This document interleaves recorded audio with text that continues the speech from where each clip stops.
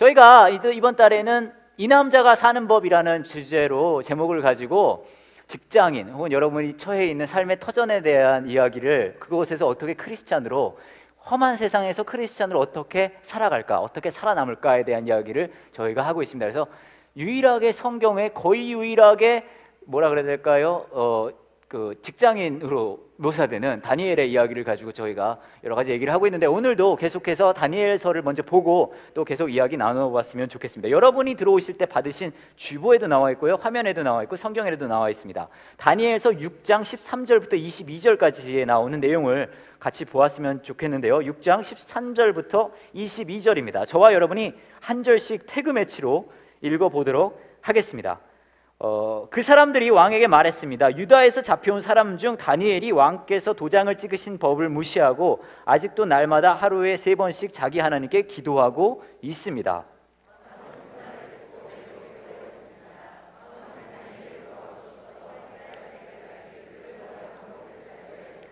그 사람들이 무리를 지어 왕에게 가서 말했습니다. 왕이시여, 메대와 페르시아의 법은 왕이 한 번 법이나 명령을 내리고 나서는 그것을 다시 고칠 수 없다는 것을 기억하십시오.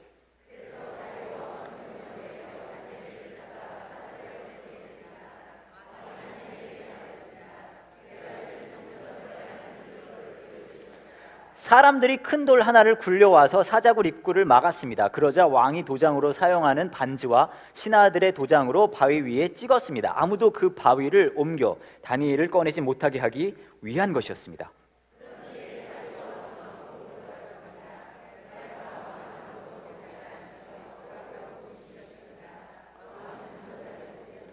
이튿날 아침 다리오 왕은 새벽에 일어나 급히 사자굴로 가보았습니다.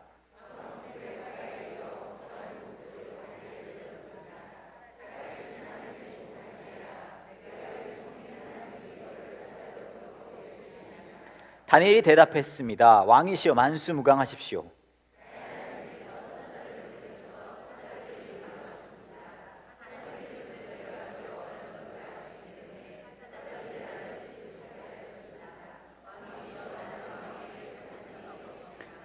이제 제가 예전에 한번 말씀드렸던 것 같이 이 시리즈를 시작하게 된 동기가, 어떤 분께서 목사님 교회에서 말씀하시는 거 너무 좋은데 제가 직장에서, 삶의 터전에서 어떻게 살아야 되는지 좀 구체적으로 말씀해 주세요 라고 요청이 있어서 이제 이 시리즈를 시작했거든요. 그래서 직장인들의 삶이 어떨까라는 제가 생각을 좀 해보고, 또 공부도 좀 해보고 조사도 좀 해봤어요. 그런 것 중에 제가 지난주에도 조금 말씀을 드렸는데, 직장인들의 이제 설문조사 결과, 그런 것들을 제가 좀 알아봤거든요. 그래서 오늘도 여러분에게 몇 가지를 말씀드리려고 해요. 이런 설문이었어요. 직장 동료 간 경쟁으로 인한 스트레스를 받습니까? 라는 질문이에요. 직장 동료 간에 있는 경쟁으로 인한 스트레스를 받습니까? 근데 스트레스를 받는다고 대답한 사람이 전체 응답자 중에 69.8%가 본인은 직장 안에 있는 경쟁 때문에 스트레스를 받는다라고 얘기를 했어요. 거의 70%죠. 70%면은 이것도 꽤 많은 거죠. 근데 여기에 더해서 매우 심한 스트레스를 받는다가 19.2%. 그러니까 거의 90%에 가까운 직장인들이 동료와의 경쟁 때문에 스트레스를 받는다라고 이야기를 하고 있어요. 그 중에서 이제 성별로 또 나눠봤거든요. 여성과 남성한테 물어봤어요. 스트레스를 받습니까? 동료와의 경쟁 때문에. 그랬더니 여성이 92.1%, 남성이 86.6%로 여성이 더 많은 스트레스를 동료와의 경쟁 사이에서 느낀다는 거예요. 근데 이게 나름 이해가 가는 게, 남자들은요 주로 일 중심이거든요. 근데 여자분들이 좀 더 관계적이라서 그런 게 아닌가 싶어요. 여자분들은 뭐 누가 좀 마음에 안 든다 그러면 좀 모여가지고 다 막 이런 거 하잖아요. 그래서 이런 게 더 보여지지 않나 싶어요. 또 이런 것도 있었어요. 착하다. 착하다는 말을 들으면 떠오르는 생각이 무엇입니까? 라는 이제 설문이었어요. 착하다는 말을 들으면, 그때 과반수에 가까운 45.3%의 직장인이 이렇게 얘기했대요. 착하게 살고 싶지만 현실이 그렇지 못하다. 그러니까 반 정도 되는 직장인들이 이런 이야기를 하는 거예요. 착하게 살고 싶어도 이 현실이 내가 착한 것을 원하지 않는다. 그런 응답이라고 알 수 있는 거겠죠. 또 이런 설문도 있어서 이런 질문을 했거든요. 당신이 참 착합니다라는 이야기를 들었을 때, 당신이 참 착합니다라는 얘기를 들었을 때 어떤 마음이 생깁니까? 어떤 감정이 생깁니까? 어떤 생각이 듭니까? 라는 질문이었는데요, 20.6%만 착하다는 말을 긍정적인 의미로 받아들인대요. 20.6%만. 그러니까 5명 중 1명만 착하다 그러면 그게 참 좋네요 라고 받아들이는 거예요. 20.4%는 거의 비슷한 수준이죠. 이렇게 생각한대요. 내가 착하기만 한 걸까? 내가 착하기만 한 걸까? 그 다음에 12.5% 정도 되는 사람은 내가 능력이 없다는 걸까? 라고 생각한다는 거예요. 그러니까 당신 참 착하십니다 라고 이야기를 들으면 내가 착하기만 한가? 혹은 내가 능력이 없는 걸까? 라고 생각하기 쉽다는 거예요. 그러니까 주위 분들에게 당신 참 착하십니다 라고 얘기하지 마세요. 아시겠죠? 특별히 여자분 얘기할 때 얘 참 착해 하면은 여자분들은 그렇게 많이 생각하잖아요. 내가 이쁘지 않은 걸까? 네, 여튼 넘어갈게요. 또 이런 것도 있었어요. 내 거짓 우정에 관한 설문. 거짓 우정이에요. 당신은 직장 내에서 거짓 우정을 가지고 있습니까? 거짓 우정을 형성합니까? 그러니까 친한 척합니까? 친하지 않은데 친한 척합니까요? 60.3%가 동료들과 거짓 우정을 형성하고 있다라고 대답을 했대요. 그러니까 여러분이 직장에서 친하다고 생각하는 그 사람 있잖아요. 사실 안 친해요. 아시겠죠? 정신 차리세요. 뭐 이런 얘기가 쭉 나와 있고요. 또 재밌는 게 이런 게 있었어요. 그렇다면 그 직장 내에 있는 거짓 우정이 친한 척하는 것이 진짜 우정으로 발전한 적이 있는가라는 질문에 64.6%, 굉장히 많은 사람이죠. 64.6%가 없다 라고 답을 했다는 거예요. 그러니까 여러분 직장에서 만나는 그 친한 분들, 친한 척하는 분들이 실제는 친하지 않고 앞으로도 친해질 확률이 없다는 얘기예요. 대단하죠? 근데 이런 설문조사들을 보면서 우리가 느낄 수 있는 건 뭐냐 하면요, 우리가 사는 이 세상이 굉장히 치열한 경쟁으로 이루어져 있다는 것을 우리가 알 수 있어요. 저와 여러분이 있는 그곳에서 우리는 계속 경쟁하면서 산다는 거예요. 왜 직장뿐만 아니라 가정도 마찬가지예요. 평수로 경쟁하고요, 어디서 사는지로 경쟁하고요, 시누이와 경쟁하고요, 시동생과 경쟁하고요, 동생과 경쟁하고요, 친한 친구와 경쟁하고요. 우리는 계속해서 경쟁하면서 사는 거예요. 치열한 경쟁 속에 저와 여러분이 살고 있다는 거예요. 그래서 제가 생각해 봤어요. 왜 그렇게 치열하게 경쟁하면서 살까? 생각해 봤는데 이게 영어 단어에서 어떤 면에서 제가 힌트를 얻었어요. 그게 어떤 거냐면 이런 거거든요. 여러분, 경쟁을 하다 보면요, 이기는 게 있고 지는 게 있어요. 그렇죠? 여러분, 이기다는 거를 영어로 뭐라 그러죠? 네, 어렵지 않아요? win이라 그래요. win. 그죠? win이 이기다예요. 근데 여러분, win, 이기다라는 이 영단어 안에 이기다라는 뜻뿐만 아니라 또 어떤 뜻도 있는지 아세요? 쟁취하다, 얻는다라는 뜻이 있어요. 예를 들면 이런 게 있어요. I win a game. 그러면 무슨 뜻이냐면요, 게임을 이겼다는 뜻이에요. 근데 이런 말도 쓸 수 있어요. I win a cookie. 그러면 제가 쿠키를 상대로 이겼다는 걸까요? 이게 무슨 의미인지 아세요? 쿠키를 받는다는 얘기예요. 쿠키를 쟁취한다는 얘기예요. 얻는다는 얘기예요. 뿐만 아니라 진다는 말도 그래. 진다는 말은 영어로 뭐죠? lose예요. lose. 근데 lose라는 말이 진다는 의미도 있지만 그 안에 또 어떤 뜻도 있죠? 잃어버린다는 뜻도 있어요. 여러분, 경쟁이란 게 그냥 우리가 사는 세상에서 게임을 이기고 지고 그냥 넌 이겨 난 져, 그런 게 아니에요. 이게 왜 이렇게 치열한 줄 아세요? 이 안에 우리가 얻고 싶은 게 있고 잃기 싫은 것들이 있단 말이에요. 이 세상 사람 그 누구도 잃고 싶어 하는 사람은 없어요. 우리는 다 얻고 싶어 한단 말이에요. 그러다 보니까 어떤 일들이 일어나는 줄 아세요? 다 얻고 싶어하고 잃기 싫어하니까 이 경쟁이 일어나고 그 경쟁 속에서 어떤 일들이 일어나냐면요, 우리를 괴롭히는 사람들이 주위에 나타나요. 왜요? 이기고 싶으니까, 얻고 싶으니까. 저와 여러분의 삶 속에도 보면은 여러분 삶 속에서도 여러분을 괴롭히는 사람들이 분명히 있을 거예요. 그렇죠? 그래서 여기서 좀 더 가면요, 재밌는 게 나를 괴롭히는 사람들도 있지만 자세히 보면 내 마음에 드는 사람이 사실 그렇게 많지 않아요. 그렇지 않아요? 여러분 삶 속에는 여러분 마음에 100% 마음에 드는 사람이 있어요? 없어요. 그렇지 않아요? 특별히 여러분 생각해보세요. 여러분의 배우자, 여러분의 자녀들, 여러분 100% 마음에 드세요? 눈빛으로만 저한테 말씀해 주세요. 제가 재밌는 얘기 하나 들은 게 있는데 이런 얘기가 있더라고요. 어떤 남자 둘이 대화를 하는 거예요. 둘 다 결혼을 했어요. 한 남자가 이렇게 얘기합니다. 이렇게 얘기하는 거예요. 우리 와이프는 천사야, 이렇게 얘기하는 거예요. 한 남자가 우리 와이프는 천사야. 그러니까 이 이야기를 들은 상대방 남자가 이렇게 이야기를 하더래요. 와, 부럽다. 내 건 아직 살아있는데. 아직도 못 알아듣시는 분들이 계신 것 같아요. 뭐 집에 가서 한번 묵상해 보세요. 근데 여러분, 그런 게 있단 말이에요. 여러분, 내가 죽어라 좋다고 이 사람이랑 결혼했다고 죽자 사자 해서 결혼했는데 여러분 마음에 100% 드세요? 아니죠. 무슨 말이냐면 저와 여러분의 삶 속에 저와 여러분이 마음에 들어 하는 사람은 제가 말씀드릴게요, 한 명도 없을 거예요. 제가 좀 더 실망시켜 드릴까요? 하나님은요, 저와 여러분의 마음에 드는 사람을 저와 여러분의 삶 속에 주실 생각 역시 하나도 없으세요. 완전 신나죠? 예. 왠지 아세요? 그건 하나님 원하는 게 아니거든요. 저와 여러분의 삶 속에 우리가 원하는 사람들이 있는 게 하나님한테 무슨 유익이 있겠어요? 하나님 그 관심 없어요. 대신 하나님의 관심 어디 있는 줄 아세요? 우리 삶 속에 그 사람을 통해서 우리가 악착같이 예수님 닮아가기 좋은 사람만 주세요. 그러니까 그 사람들이 여러분을 그렇게 괴롭히는 거예요. 왠지 아세요? 그래서 여러분이 예수님도 닮아가라고. 그러니까 여러분 주위에 그 마음에 안 드는 사람들 있잖아요. 그 괴롭히는 사람들 감사해야 돼요. 왠지 아세요? 하나님이 특별히 붙여주신 거예요. 여러분 예수님 닮아가라고. 한번 생각해 보세요. 그 사람들 아니었으면 여러분은 지금 이렇게까지 철이 들었겠어요?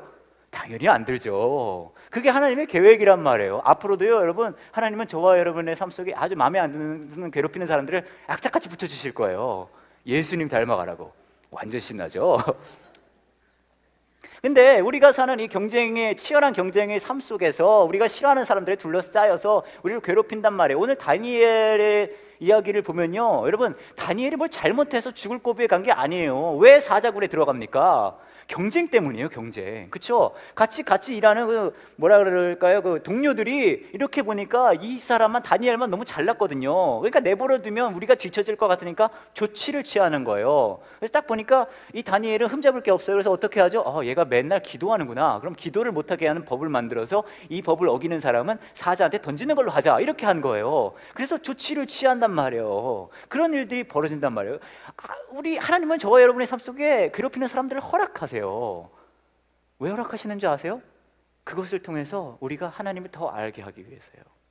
근데 이 상황 속에서 어떤 일이 일어나냐면요, 이 괴로운 상황에서 이 괴로운 사람들이 둘러싸여 있는 이 경쟁의 사회 속에서 오늘 말씀을 통해 하나님이 저와 여러분에게 어떻게 살아야 되는지를 보여주세요. 제가 그걸 여러분에게 가르쳐 드릴게요.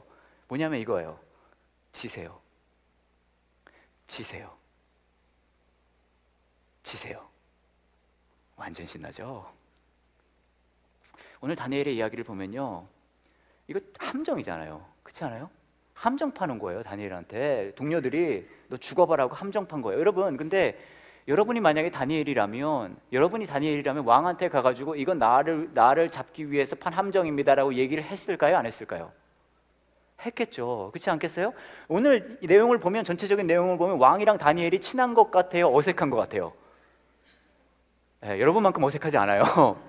친해요. 친한 왕한테 가서 이 사람들이 나를 괴롭히려고 이런 걸 했어요. 이거 말이 안 됩니다라고 얘기를 했겠죠. 근데 오늘 다니엘은 어떻게 하는지 아세요? 그냥 져요.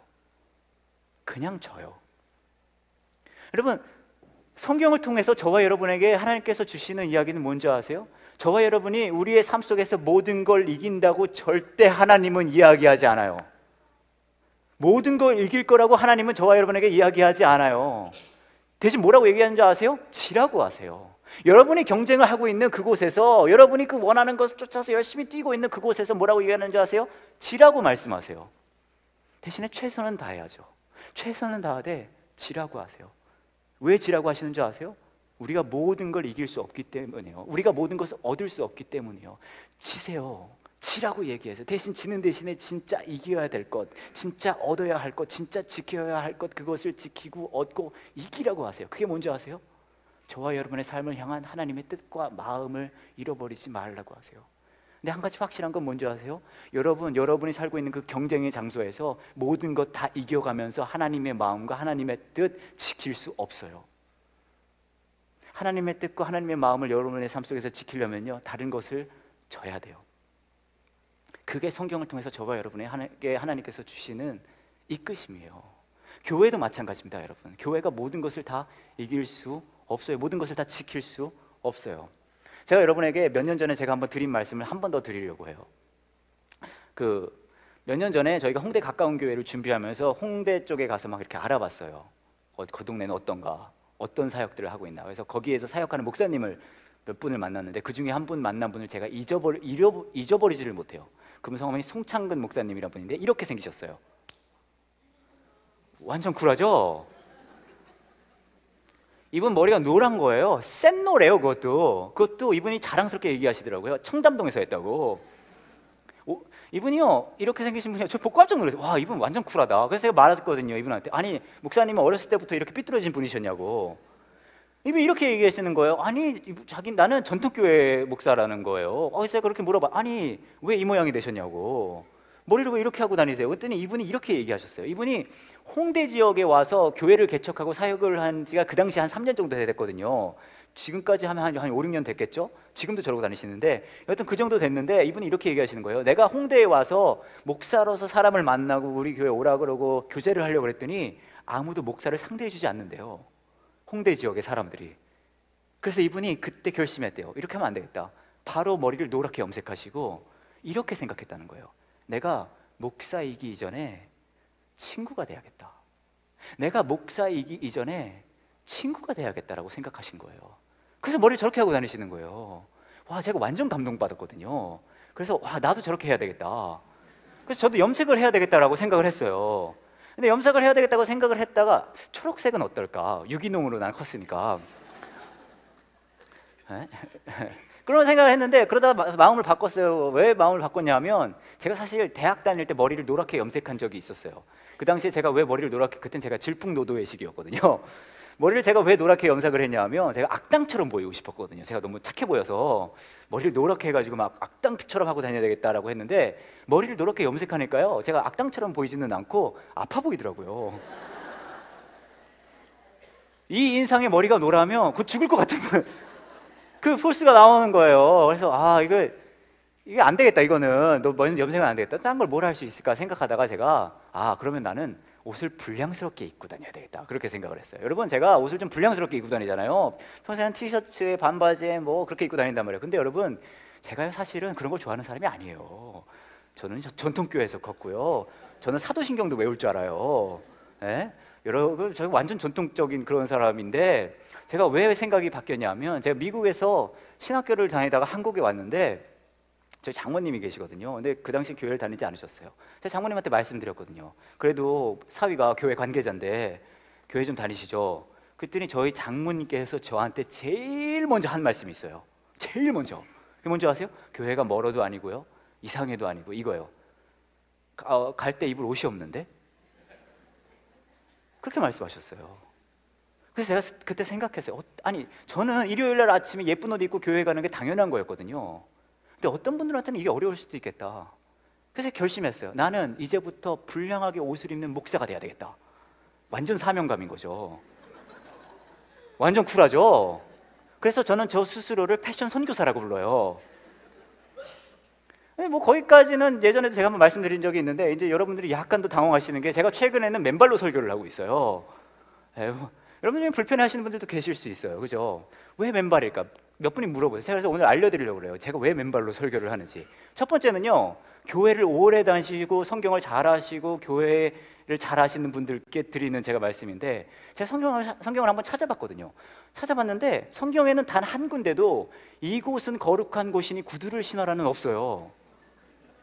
성경에는 단 한 군데도 이곳은 거룩한 곳이니 양말을 신어라도 없어요.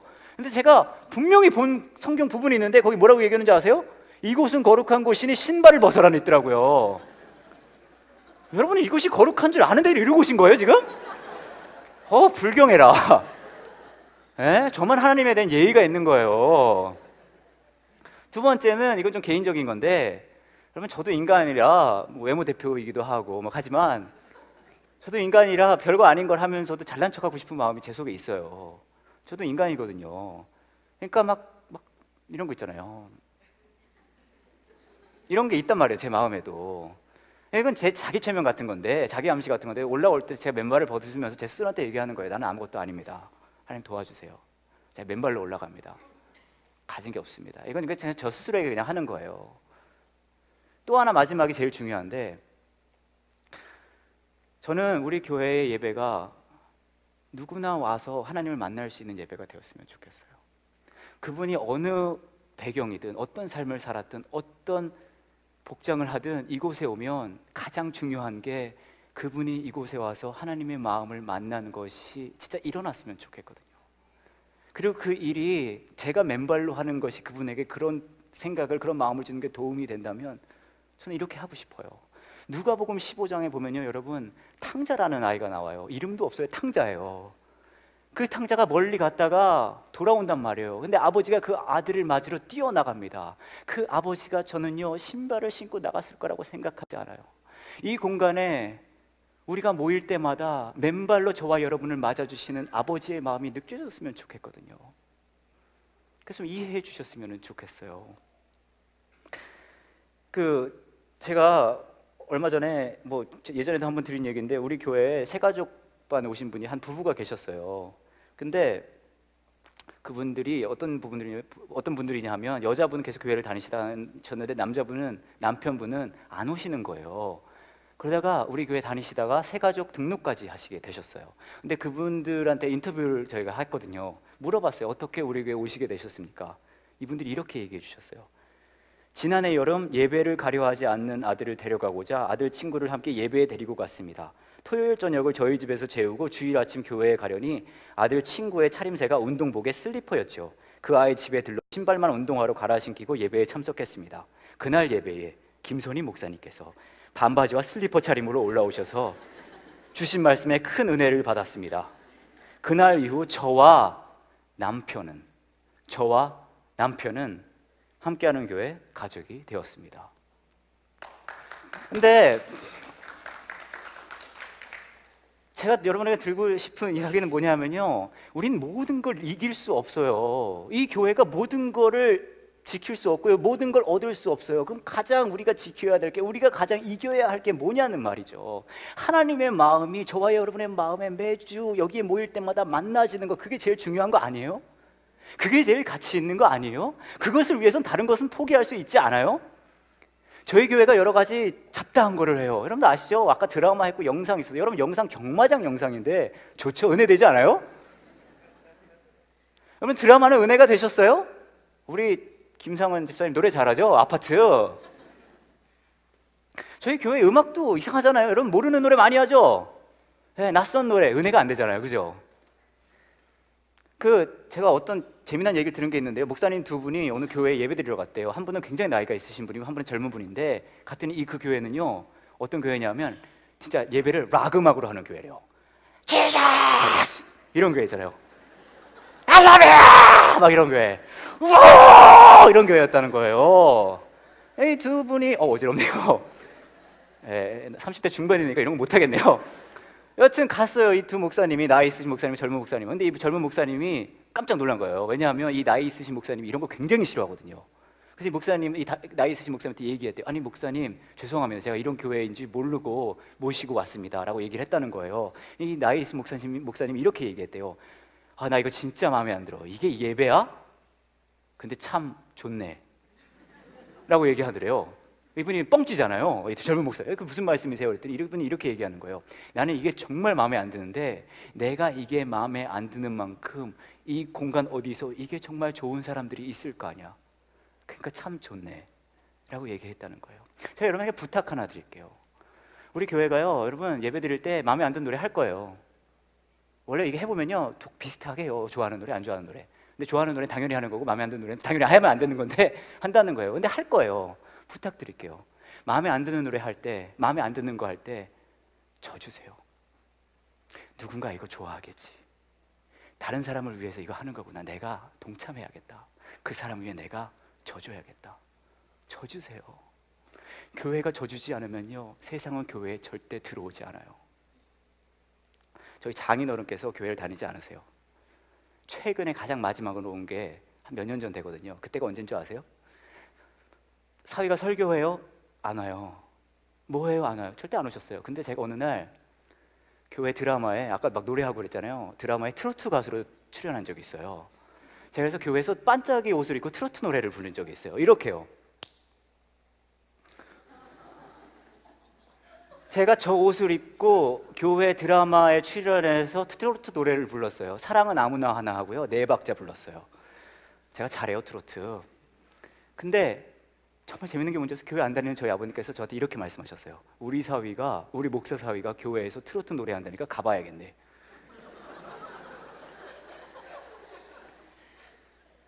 전날 오셨어요. 전날 저희 장인어른께서 예배 오셨어요. 여러분 그거 아세요? 제가 그날 느낀 게 내가 사랑하는 장인어른께서 하나님의 마음을 만날 수만 있다면, 복음을 들을 수만 있다면 저는 팬티 차림으로도 노래할 수 있어요. 왠지 아세요? 그게 제일 중요하니까. 질 수 있어요. 여러분 교회가 언제 흥하는 줄 아세요? 이길 때? 안 흥해요. 교회 이기면 망해요. 언제 교회가 흥하는 줄 아세요? 질 때 흥해요. 우리가 질 때 하나님의 마음이 드러나요. 하나님의 뜻이 드러나요. 여러분이 처한 세상에도 마찬가지예요. 여러분이 있는 그 직장에서, 가정에서 경쟁하잖아요. 어렵잖아요. 미친 듯이 뭐 쫓아가잖아요. 아니 답을 찾아요. 여기 어떻게 해야 됩니까, 하나님? 제가 최근에 읽은 재미있는 기사가 하나 있어요. 여러분도 깜짝 놀라실 거예요. 이런 기사예요. 제목이 이겁니다. 나만 빼놓고 죽겠다고? 앙심 품고 5명 구해. 2011년도 10월 20일 날 나온 기사인데요. 집단 자살을 함께 하기로 약속한 남녀 가운데 한 명이 자신만 빼놓고 자살 여행을 떠난 일행에게 앙심을 품어 5명의 목숨을 구했다. 지난 18일 오후 3시 10분께 경기도 수원 중부경찰서를 찾아온 김아무개 씨는 26살, 인터넷 사이트에서 만난 남자 5명, 여자 1명 등 모두 6명과 함께 자살을 하기로 했는데 나만 빼놓고 갔다고 신고했다. 곧바로 사건을 넘겨받은 실종 수사팀은 일행이 이날 오후 5시께 경기도 가평군 청평면을 지나고 있는 것을 확인했고 가평경찰서는 이들 가운데 2명을 가평역 인근에서 붙잡았다.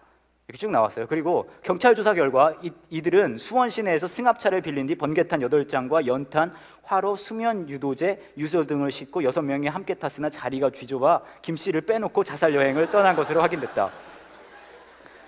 이를 신고한 김 씨는 경찰에서 만나기로 했던 일행 한 명이 휴대전화로 자리가 부족하다며 연락을 해와 나만 따돌림을 당한 것 같아 화가 나서 신고했다고 말했다. 수원 중부서 서승기 실종 수사팀장은 이유야 어쨌든 김 씨 신고로 젊은이들의 집단 자살을 막을 수 있었다고 말했다. 웃겨요, 여러분? 근데 이게 여러분, 이게 이 사람들의 모습이 아니에요. 우리 모습이에요. 자살도 경쟁하는 거예요.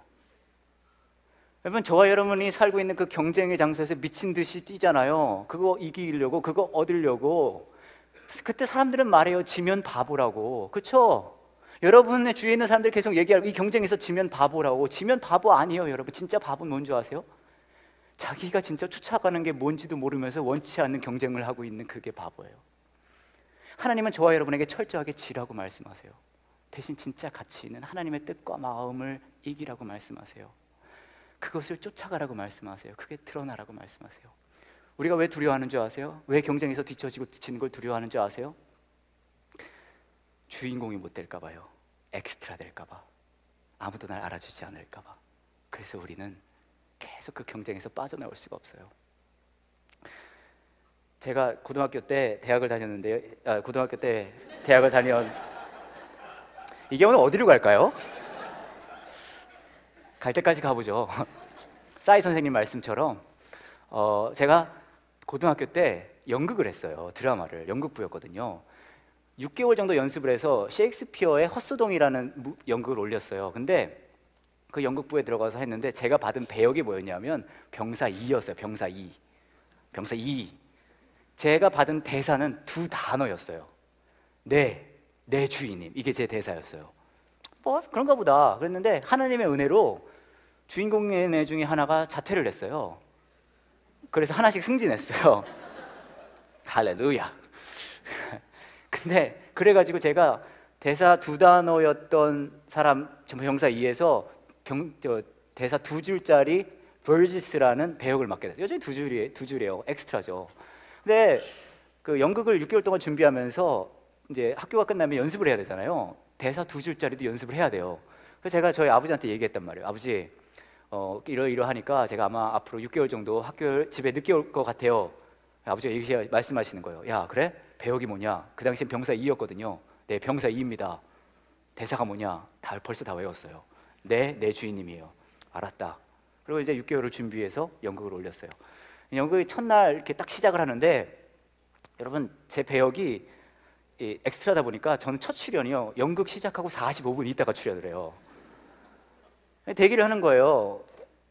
대기를 하는데 이제 45분 지나고 나가는데 제가 약간 미친 사람 역이었거든요. 제가 아니라 배역이요. 때론 그렇게 보이는 것도 알아요. 하지만 배역이 그랬어요, 그날은.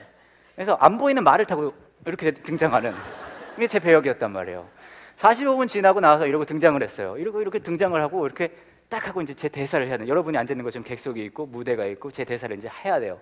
해야 되는데 제가 이렇게 와가지고 딱 봤는데 그 객석의 장면을 제가 절대로 잊을 수가 없어요. 왠지 아세요? 미국의 시골 학교, 그 고등학교에서 하는 고등학생 연극 첫 무대에 그 객석에 한국 아저씨들이 가득 차 있었어요. 한국 아저씨, 아줌마들이 그냥 가득 있는 거예요. 왠지 아세요? 우리